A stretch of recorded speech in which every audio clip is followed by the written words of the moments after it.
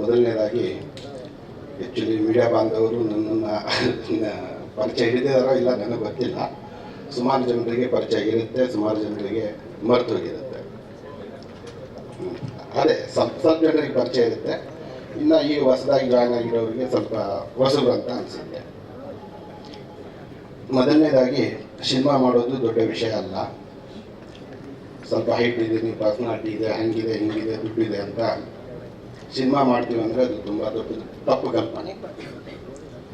ನಾನು ಹೀರೋ ಆಗಬೇಕು ಅಂತ ಹೇಳಿ ಸಿನಿಮಾ ಸ್ಟಾರ್ಟ್ ಮಾಡಿದೆ, ತಲೆ ಬಾಚ್ಕೊಳ್ಳಿ ಪೌಡರ್ ಹಾಕೊಳ್ಳಿ ಅಂತ.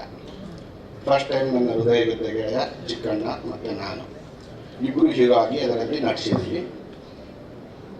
ಬರ್ತಾ ಬರ್ತಾ ಸಿನಿಮಾ ಮಾಡೋದು ದೊಡ್ಡ ವಿಷಯ ಅಲ್ಲ, ಅದನ್ನು ನೀವು ಯಾವ ರೀತಿ ಬಿಸ್ನೆಸ್ ಮಾಡ್ತೀರಿ ಅನ್ನೋದು ದೊಡ್ಡ ವಿಷಯ.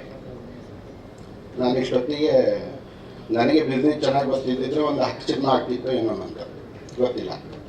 ಸಿನಿಮಾ ಮಾಡೋ ಕೆಪಾಸಿಟಿ ಇದ್ರೂ ಅದನ್ನು ಜನರಿಗೆ ತಲುಪಿಸುವಂಥ ಕೆಪಾಸಿಟಿನೂ ಗೊತ್ತಿದೆ. ಅಂದರೆ ಖರ್ಚು ಮಾಡೋದು ಗೊತ್ತಿದೆ, ರಿಟರ್ನ್ ಅದನ್ನು ಹೇಗೆ ಪಡಿತೀನಿ ಅನ್ನೋದು ನನಗೆ ಗೊತ್ತಿಲ್ಲ.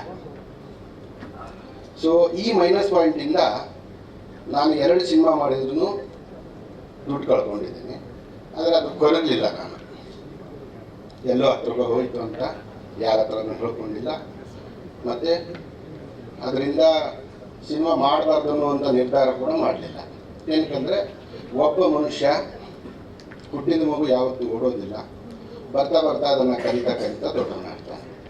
ಸೊ ದೇವರೆಲ್ಲೋ ಒಂದು ಕಡೆಗೆ ಗುರು ಸರ್ಗೆ ನನಗೆ ಪರಿಚಯ ಮಾಡಿಸಿರುವಂಥ ವ್ಯಕ್ತಿ ನನ್ನ ಗೆಳೆಯ ಚಿಕ್ಕಣ್ಣ.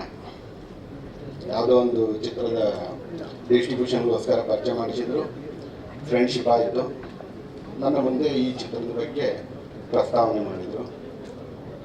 ಸರ್ ಹೇಳಿದಾಗ ನನಗೆ ಒಂದೇ ಒಂದು ಅರ್ಥ ಆಯಿತು, ಚಿತ್ರಕಥೆ ಅದ್ಭುತವಾಗಿದೆ. ನಾನೊಂದು ಹತ್ರ 200 ಕತೆ ಕೇಳಿದ್ದೀನಿ. ಎಷ್ಟೋ ಜನ ಸಿನಿಮಾ ಕಥೆಗಳನ್ನು ಕೊಡ್ತೀನಿ ಅಂತ ಹೇಳಿ ಯಾಮಾರಿಸಿದ್ದು ಇದೆ. ನನಗೆ ದುಡ್ಡು ತೊಗೊಂಡು ಕಥೆನೂ ಕೊಡಿದೆ. ಇವತ್ತು ಅವ್ರು ಸಿಕ್ಕರು ನಾನು ಅವ್ರ ಹೆಸರು ಹೇಳೋ ಹಾಗಿಲ್ಲ, ಅಂಥ ಸ್ಥಿತಿ ಇದೆ ನನಗೆ ಒಬ್ಬ ನೀಟಾಗಿ ನಾನು ಖರ್ಚು ಮಾಡುವ ದುಡ್ಡಿಗೆ ನಾನು ಮಾಡುವಂಥ ಸಿನಿಮಾನ ಎಲ್ಲರ ಮುಂದೆನೂ ತೊಗೊಂಡೋಗಿ ದೊಡ್ಡ ರೀತಿಯಲ್ಲಿ ಒಂದು ಯಾವ ರೀತಿ ಬಿಸ್ನೆಸ್ ಮಾಡೋದನ್ನು ಯಾರಿಗೆ ಗೊತ್ತಿದೆಯೋ ಅಂಥ ವ್ಯಕ್ತಿ ನನಗೆ ದೇವರು ಕೊಡಲಿ ಅಂತ ಹೇಳಿ ನಾನು ಪ್ರತಿದಿನ ಪ್ರಾರ್ಥನೆ ಮಾಡ್ತಾ ಇದ್ದೆ ದೇವರಿಗೆ. ಸೊ ಗುರು ಸರಲ್ಲಿ ಒಂದೇನು ಟ್ಯಾಲೆಂಟ್ ಇದೆ, ಒಂದು ವಸ್ತುನ ಹೇಗೆ ಮಾರಾಟ ಮಾಡಬೇಕು. ಯಾಕಂದರೆ ನಾನು ಕಾಟೇರ ಸಿನಿಮಾದಿಂದ ಹಿಡಿದು ಭೀಮಾ ಅವ್ರಿಗೂ ಇವ್ರಿಗೆ ನೋಡಿದ್ದೇನೆ, ಇವ್ರು ಬಿಸ್ನೆಸ್ ಹೇಗೆ ಮಾಡ್ತಾರೆ ಅಂತ. ಯಾಕಂದರೆ ಇವರು ಪ್ರತಿ ಹಂತದಲ್ಲಿನೂ ಹಿಂದಿ ರೈಟ್ಸ್ ಇರ್ಬೋದು, ಕನ್ನಡ ರೈಟ್ಸ್ ಇರ್ಬೋದು, ತೆಲುಗು, ತಮಿಳು, ಮಲಯಾಳಂ, ಪ್ರತಿಯೊಂದು ಜಾಗದಲ್ಲಿನೂ ಇವ್ರಿಗೆ ಒಳ್ಳೆಯ ಒಂದು ವ್ಯವಹಾರ ಜ್ಞಾನ ಇದೆ. ಇಂಥ ವ್ಯಕ್ತಿ ನನಗೆ ಜೊತೆಗೂಡಿದರೆ ನಾನು ಇದೇ ರೀತಿ ಇನ್ನೂ 4 ಸಿನಿಮಾ ಮಾಡ್ಬೋದು, ಆ ಕನಸಿದೆ ನನಗೆ. ಹಾಗಾಗಿ ಸಿನಿಮಾ ಪದೇ ಬಜೆಟ್ ಜಾಸ್ತಿ ಆಯಿತು ಅಂತ ಹೇಳ್ತಾ ಇದ್ದಾರಲ್ಲ, ಇದು ಬಿಲ್ಡಪ್ಗಲ್ಲ. ಈ ಸಿನಿಮಾ ನಿಜವಾಗ್ಲೂ ನೀವು ಇದು ನೋಡಿ ಆದಮೇಲೆ, ರಿಲೀಸ್ ಆದಮೇಲೆ ನಾನು ಇವತ್ತು ಹೇಳ್ತಾ ಇರೋ ಮಾತು ಅವತ್ತು ನೀವು ಖಂಡಿತವಾಗ್ಲೂ ಹೇಳ್ತೀರಿ. ಅವತ್ತು ನೀವೇನು ಮಾತಾಡಿದ್ರಿ ನಿಜವಾಗ್ಲೂ ನಿಮ್ಮ ಕತೆ ಕೇಳ್ತಾ ಇತ್ತು, ಹಾಗೆ ನೀವು ಮಾಡಿದ್ರಿ. ಮತ್ತು ಸತ್ಯವಾಗ್ಲೂ ಸಿನಿಮಾ ತುಂಬ ಚೆನ್ನಾಗಿ ಮೂಡಿ ಬಂದಿದೆ ಅನ್ನುವಂಥ ಮಾತು ನಿಮ್ಮ ಬಾಯಲ್ಲಿ ಬರುತ್ತೆ. ನನ್ನದೆರಡು ಮಾತು ಮುಗಿಸ್ತೇನೆ.